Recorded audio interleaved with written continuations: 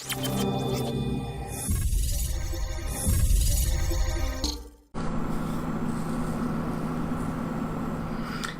right, we are going live. All right, I am happy to be live. I've got a little bit of technical fun going on here as I'm trying to get better about sharing screens. But anyways, if you're watching, welcome to the Productivity Academy live show for this week. Today is the 31st of January, and I'm going crazy because I'm seeing a bunch of different video at different delays pop up. So I'm going to get that over with, and we're going to focus in on a few things today.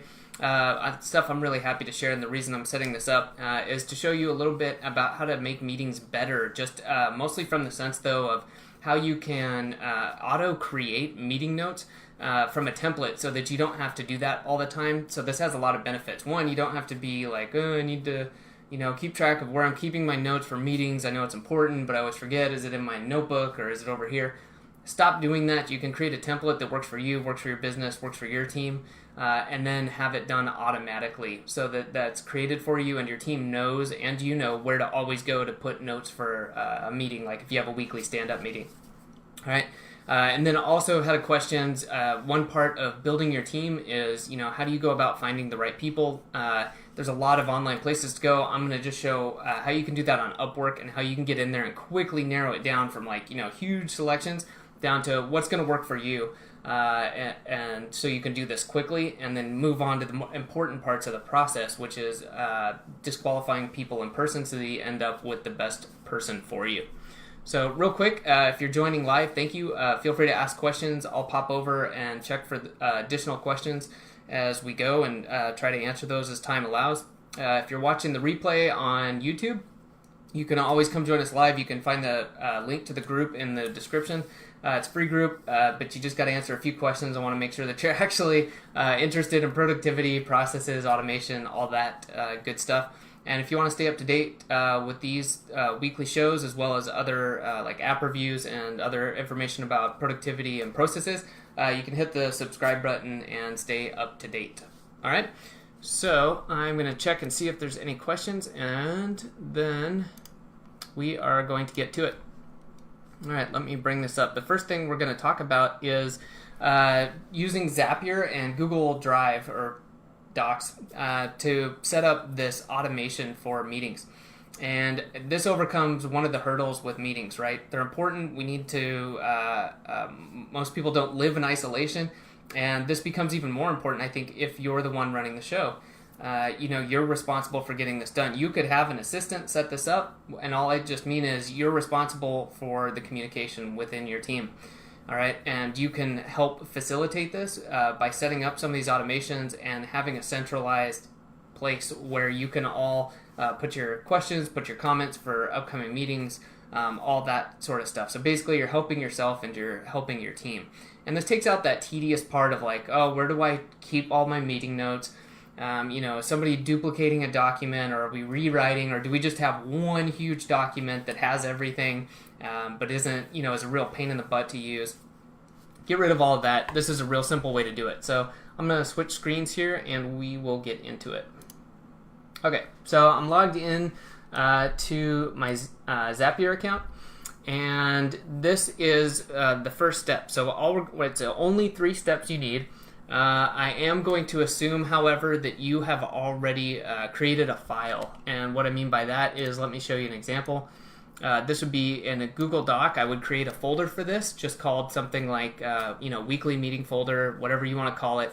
But you're going to then create a meeting template doc and just put it in there with something like, this is my example I wrote for this. I have one that's a little bit more complex, but this is the gist. Anything you want to see up here every week, maybe a quick intro line, reminder, could be something about the company, what your core value, remind yourself about your customers, or what your main meeting goals are, things like that.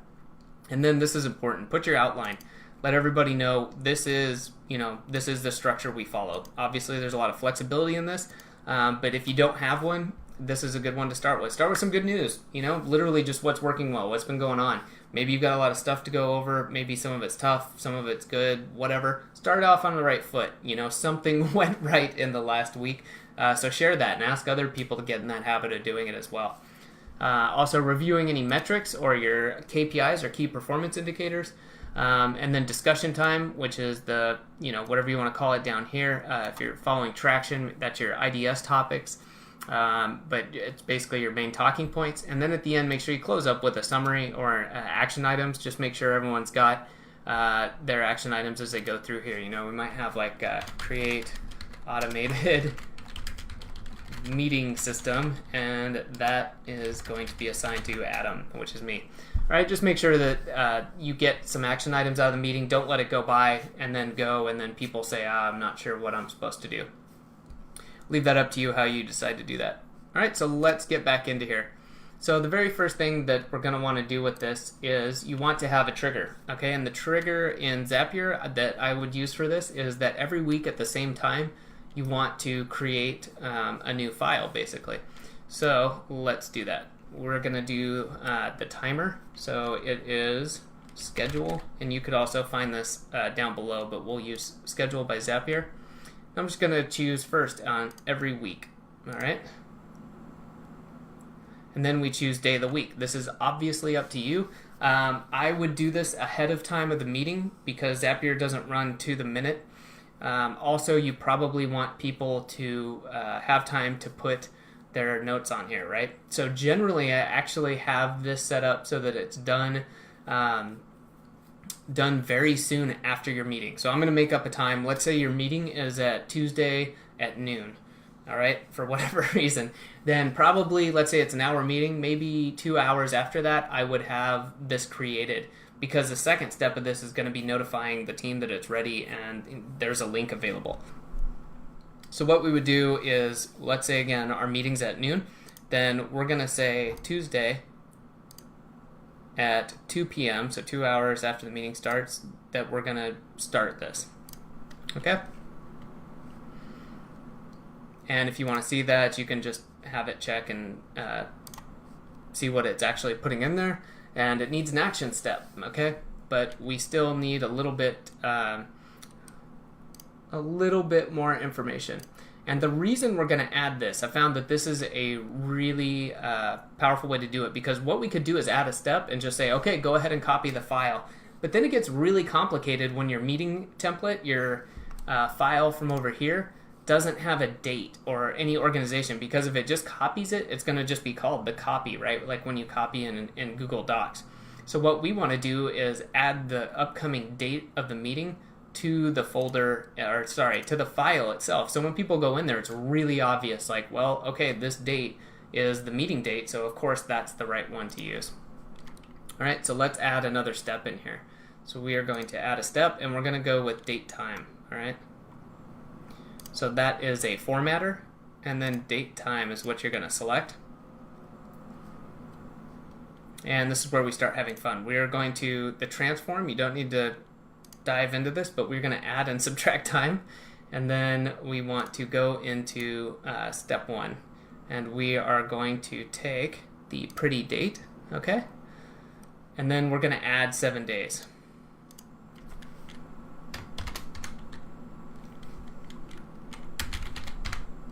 Just like that. And then we want to format it to be 4 month, 2 day, and then 4 for the year. Okay, but we don't need the time, so let me do that. Okay, and then from format, we're not going to worry about it because Zapier will be able to figure this out. Okay, great. Finish. Whoops. We need to add a step. And that step is now going to be the actual copying of the file. Okay, so let's go in here, and we are going to use Google Drive for this. And we want to go with less common and copy a file. Okay, click on Save and Continue. I've got my personal account in here. All right, this is where the fun starts to happen.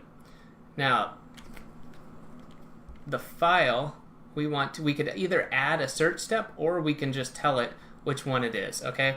These are up to you, however you want to do this. In my case, I'm just going to use the custom value. And then we're going to use the file ID, all right? If you're not sure how to do it, you can use more here. And then this is where you just want to get the custom ID of the folder itself. I'm not going to go into that. You can read this document right here, which just, yeah, that's going to go into a little bit more detail than we need, but you can read in there and grab it. I want to keep this pretty short. Okay, convert to document, yes. File name, this is now why we used this date time converter up here, because we want to take that, and there you go. That is going to give us the actual date of the meeting and use that as the title. Okay, because now this is where that 7 days came in. We're creating this on the day of the meeting, but it's for the next meeting. And you could do this again. If this was monthly, you would just use 30 days instead, or monthly. You could, obviously 30 days would throw it out of whack depending on how many days in the month. But there's a lot of flexibility to this, but this is great for weekly. Okay, drive, you don't need to specify this. And then folder, where to put this, you can again, you do the same thing, use a custom value, and then the custom ID for the folder, you just get this from the folder itself, and they tell you how to do all that in there. Okay, so that is the short version of how to do that. So you can follow through with that, and all you need to do is put those custom values for the drive and the folder in there, or sorry, the file. And what that's going to do is start creating that copy, and the title is now going to be the correct date because we added that plus 7 days in there. And this is super helpful. So now you no longer ever have to copy that template, and you have a fresh Google Doc for every single meeting. Now, that's neat. It's copied into the folder, so it may be like, ooh, big deal. But the follow-on to this is what you can do with it afterwards, right? Because what you could do is add for example, a Zap or any sort of notification you want to use that when there's a new document in that folder, so like when we copy that folder, or sorry, the file, it's going to be considered a new document. You could create a Zap, for example, that sends out a Slack notification to your team. It says, hey team, the next file has been created. Here's the direct link, and here's the link to the folder in case you need to go back and look at other stuff. All the actions you can use for this are huge. You could send an email to your team. Again, we talked about Slack. There's so many ways to tie that in, and so it's up to you, whatever you want. I personally use Slack with my teams, and so this is super handy just to send that out as a notification, like, hey, this is where you can always go. And I also tell them to bookmark the folder so that they can just quickly go in there and add their own notes. So hopefully that's helpful for you. I think if you've never set it up before, you could do this in probably 30 minutes, maybe 45, and this would save you at least 5 to 10, maybe 15 minutes a week. All right, so within less than a month, you're already getting your time back, and then over weeks, months, and years, this saves a ton of time. Makes it really nice. Not only that, that's like the direct time savings, but then the back end is, you're really getting into that process. If you're following the same process for the meetings, everyone's on board with, hey, here's what we're doing, and everyone has that easy to, dump information into during the week so that they're not wondering, I wrote something down on my notepad. Now they've got a place to put it, and everyone can see it. So hopefully that's helpful for you. If you have any questions about how to implement that, please just leave a comment or let me know. So before we go on, I'm going to check and see if we've got any questions, and then move into, the second question, which is finding the right people on UpWork.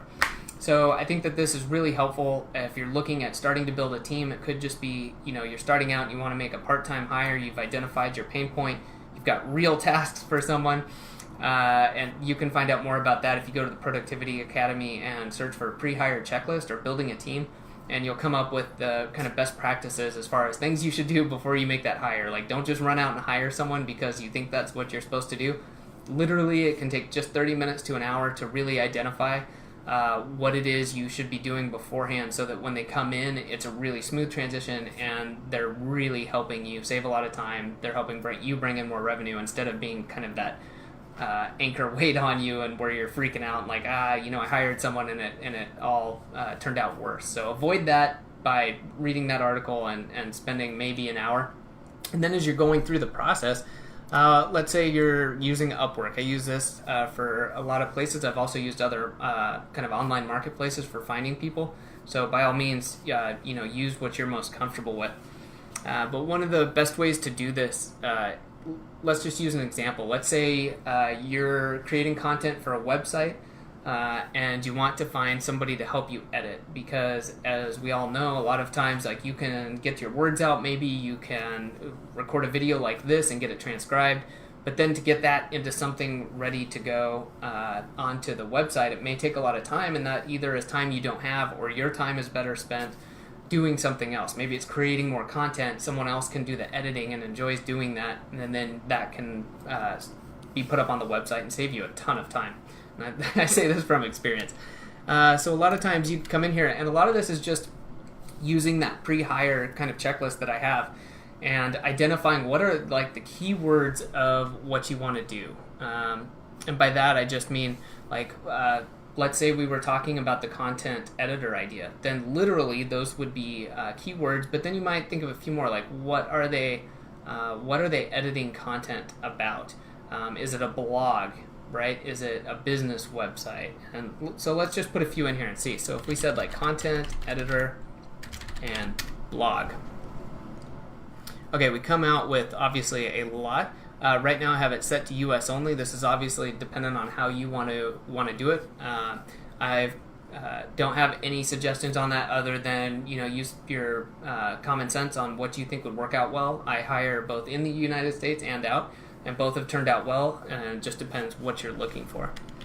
Okay, so this is good, and one of the most important things, of course, is can you afford it? Does this make sense? And this is a more complex discussion in the sense that, okay, is your task a 1 hour thing that you expect someone to be done? This is all stuff you would think of beforehand. But coming in here, let's say wow, I really don't have the money to pay someone $40 to $80 or $90 an hour. So that's a constraint I have.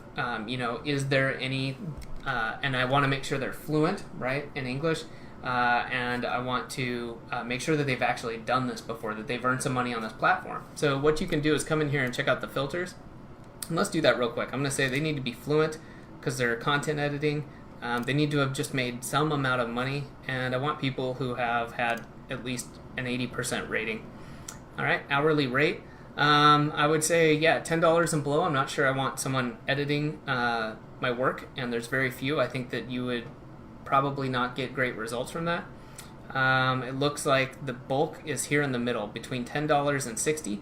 So you could select 30 to 60. And I would expect a good editor at that, a very good editor at that point, and then 10 to 30, and you might have to do a little bit more work about finding someone who can follow, edit very well, and can follow your directions. You might be expecting at that price point, especially on the lower end, to provide them with a more stricter template, but that's again up to you. So let's say 10 to 30, and hours billed, I would say they want to have any hours, that's fine. And I'm going to leave this like that. All right. So it automatically applies your filters, and you can come in here and start looking at them. And this is where maybe you could get more specific. If you're a real niche, like trying to make up a niche on the fly, jewelry for spiritual healers or something. Maybe like just say that because that's the one I'm seeing right there. And I realized I haven't been sharing my monitor. So let's go back through that then. So once you come over here, and I'm just going to run through this real quick since I didn't share this very well. When you come over here, we've cleared all the filters. And if you come over and want to see this, what you can do is add your keywords in here that I was talking about. So content editor for a blog, hit enter. And again, you'll see the results, and then we want to go to the filters and adjust these, want them to be fluent. There we go. Okay, so let's close that up. And we could go back and start adding some more words, right? So like I was talking about, maybe spiritual, and that would really narrow it down to people who probably have some work in that area. And we can go through here, and this is now we're down to a manageable list. We've got 3 pages. I would do some reading, see if people make sense, and decide on maybe save a few, or you can also invite people to a job. So let's take a look. We could post a job and then invite people to it, or you could try to hire now However, I always recommend, especially with a new project, is test a few people. Have them do a short maybe version of what you want to do. In this case, with a content editor, you could have them check over a quick article or two, or maybe just something short, and that they can show that they can follow your instructions and that they're able to do what they claim to do. And hire a couple of them. It's money well spent, and then you can hire the best. And if you have a lot of great candidates, you can be in touch with the rest of them and say, hey, I decided to go a different direction with someone else, but I'll be in touch. And, it's a great way to keep a roster of some really good people on hand. All right, so sorry about the slip up with the camera there, but hopefully that'll work out for you. Those are really good ways of getting some high quality people quickly finding what you're working for, because there's a lot of people on these platforms. And it's really important that you do your work on the front end, or you have an assistant do it, to really dive in there and make sure that you're narrowing your search to really the people who are going to be the best fit. And that's just a big time saver and will help you get the best results as well. So I'm going to check the page. I don't see any additional questions. So that's going to do it for this week. Hopefully that's helpful. If you have any questions again about the Zapier setup, or with using UpWork to really narrow this down as part of building your team, just leave a comment or come in the group. If you're watching the replay, of course, you can find the group link in the description. And subscribe if you'd like to stay up to date if you're watching this on YouTube. Otherwise, we will see you next week. Thanks for watching.